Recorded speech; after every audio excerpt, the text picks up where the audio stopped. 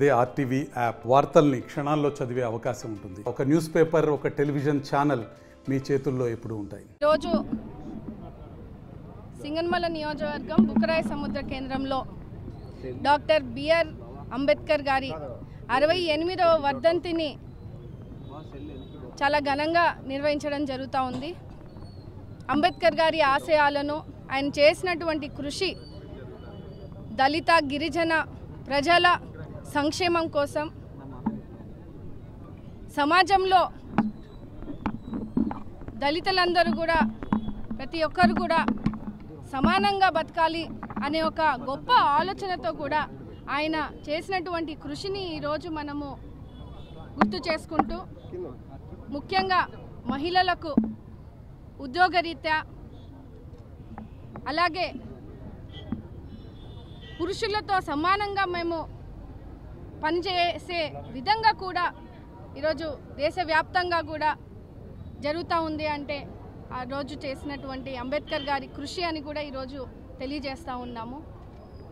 సమాజంలో సమానత్వంగా పనిచేసి దేశంలోనే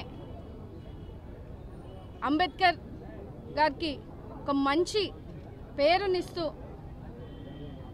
దళిత గిరిజన సంఘాలు అందరూ కూడా ఈరోజు ఈ కార్యక్రమానికి రావడము, ముఖ్యంగా కూటమి నాయకులు, కార్యకర్తలు సింగనమల నియోజకవర్గ వ్యాప్తంగా కూడా ఎన్డీఏ కూటమి ప్రభుత్వం గెలిచినప్పటి నుంచి కూడా దళితులకు ముందుగస్తుగా ప్రాధాన్యత ఇస్తూ వాళ్ళకి సంక్షేమాన్ని అందించే విధంగా కూడా కూటమి ప్రభుత్వము ఈ 6 నెలల నుంచి కూడా చేస్తున్నటువంటి సంక్షేమాన్ని కూడా ఈరోజు అంతా కూడా గుర్తు చేసుకుంటా ఉన్నాము. ఆయన ఆశయాలను కొనసాగిస్తూ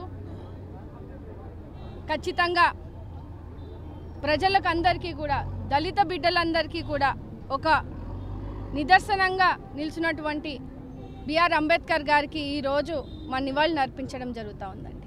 దేశవ్యాప్తంగా ఒకటే రాజ్యాంగం అండి, అది అంబేద్కర్ గారు రచించినటువంటి రాజ్యాంగము. ఆ రాజ్యాంగాన్నే అనుసరిస్తూ ఈరోజు కూటమి ప్రభుత్వం కూడా ముందుకెళ్తూ ఉంది. గత పాలనలో మీరంతా చూస్తూ ఉన్నారు, రకరకాలమైన రాజ్యాంగాలు తీసుకొని రావడం జరిగింది. మీరన్నటువంటి రెడ్ బుక్ రాజ్యాంగము భయపడాల్సింది తప్పు చేసిన వాళ్ళు తప్పించి వేరే వాళ్ళు కాదు. న్యాయంగా బతకాలి, అన్యాయస్తులను అందరినీ కూడా శిక్షిస్తామని ఒక గొప్ప ఆలోచనతో కూడా మా నాయకుడు లోకేష్ అన్న గారు కూడా చెప్పడం జరిగింది. ఎక్కడైనా కానీ కూటమి ప్రభుత్వము ముందు నుంచి చెప్తా ఉంది, అంబేద్కర్ గారి రాజ్యాంగమే రాష్ట్ర వ్యాప్తంగా కూడా మేము నడిపించి ముందుకు వెళ్తాము. రెడ్ బుక్ రాజ్యాంగము కేవలం తప్పు చేసిన వాళ్ళకి మాత్రమే అని కూడా ఈ సందర్భంగా తెలియజేస్తాము.